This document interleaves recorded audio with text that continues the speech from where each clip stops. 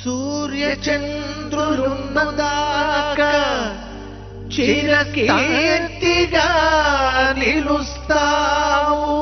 పసిపాపల పెదాలపైన చిరునవ్వుగా మెరుస్తావు. తెలంగాణ గుండెలపైన ధ్రువతారగ వెలుగుతావు. ఓ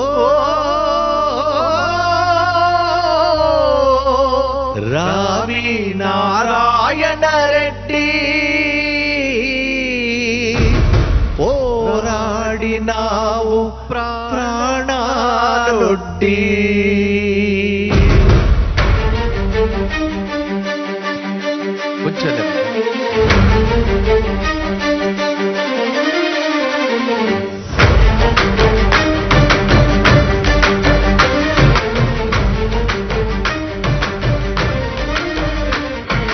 నిజాం రాజరికం పైన నిప్పులు కురిపించినావు. భూస్వాముల దోపిడి,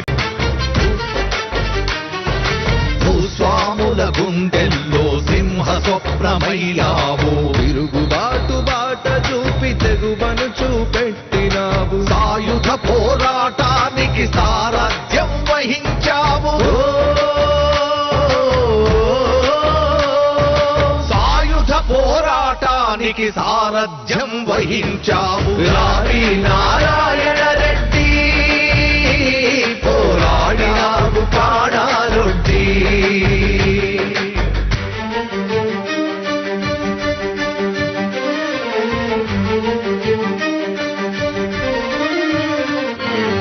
ఆంధ్ర మహాసభను ప్రజల ఆయుధంగా మార్చినావు. సంఘం నీడలో ప్రజలను సంఘటితం చేసినావు.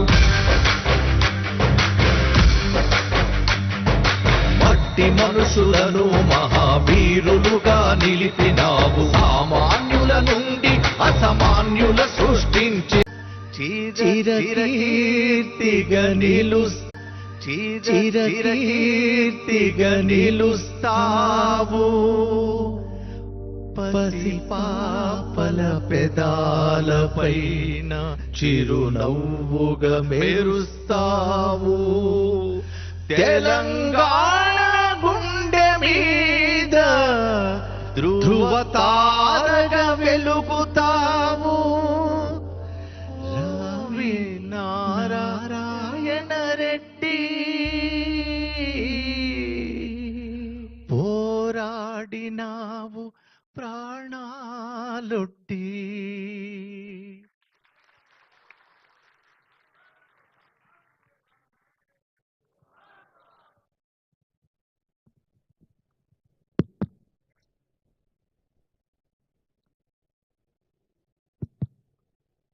ఎస్వి సత్యనారాయణ గారు 2 రోజుల్లోనే ఈ పాటను అద్భుతంగా రచించి మరి ఈరోజు వందే మాతరం శ్రీనివాస్ గారు గానం చేయడం అనేది ఇది మనందరికి కూడా గర్వకారణంగా నేను భావిస్తాను. వారిని హృదయపూర్వకంగా అభినందిస్తా ఉన్నాను.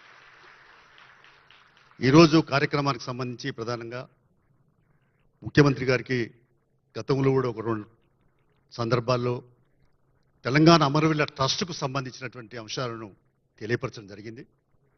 తెలంగాణ కొని మల్లారెడ్డిగూడెం మొదలుకొని బొల్లేపల్లి నుంచి లేదా మాందాపురం మల్లారెడ్డిగూడెం మొదలుకొని బొల్లేపల్లి నుంచి లేదా మాందాపురం లేకుంటే అనేక చోట్ల కూడా పరకాల ప్రాంతాల్లో కూడా అనేక మంది వందలాది మంది అసూలు బాసినటువంటి ప్రాణాలు ఉడినటువంటి మరి పోలీసుల చేతుల్లో చిత్రోత్సవం గురైనటువంటి కోకొల్లులుగా ఉదాహరణలు ఉన్నాయి.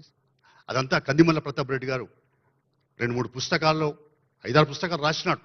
దానిలో మరింత లోతుగా ఎక్కడెక్కడ ఏ ఇన్సిడెంట్ జరిగిందో వారు రాసినారు.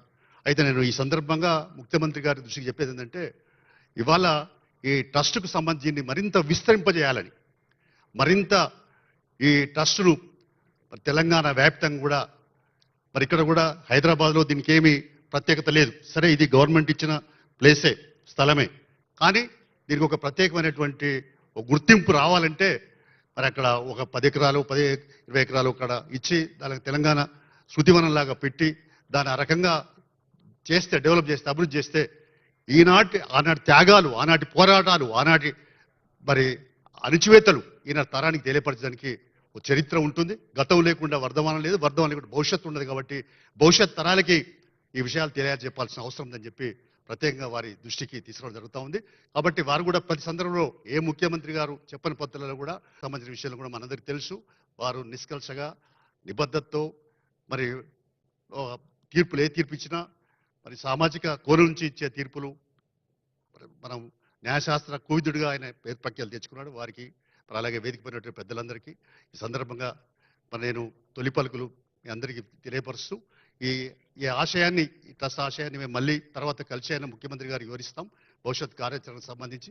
అందుకని దాన్ని దృష్టిలో పెట్టుకోవాల్సిందిగా కోరుతూ ఇప్పుడు మన ట్రస్ట్ కార్యదర్శి మొదటి నుంచి కూడా పరితపిస్తున్నటువంటి అంటే ఆనాటి తెలంగాణ సాయుధ పోరాట త్యాగాలను ఈనాటి తరానికి తెలియపరచాలని ఆకాంక్షలో అనేక పుస్తకాలు రాసి పాటలు రాసి ఒక ఉద్వేగపూరితంగా అలాగే ఉద్రేకాన్ని కల్పించే పద్ధతులలో ఆనాటి మరి పోరాట త్యాగాలను కూడా వెల్లు దగ్గడానికి కృషి చేసినటువంటి 92 సంవత్సరాల వయసు ఉన్నటువంటి మన మధ్యలో ఉన్నటువంటి కందిమల్ల ప్రతాప్ రెడ్డి గారిని వారు ఈ ట్రస్ట్కు సంబంధించిన అనేక ఉద్దేశాలను లక్ష్యాలని వారు వివరించాల్సిందిగా వారిని ప్రత్యేక కోరుతున్నాను.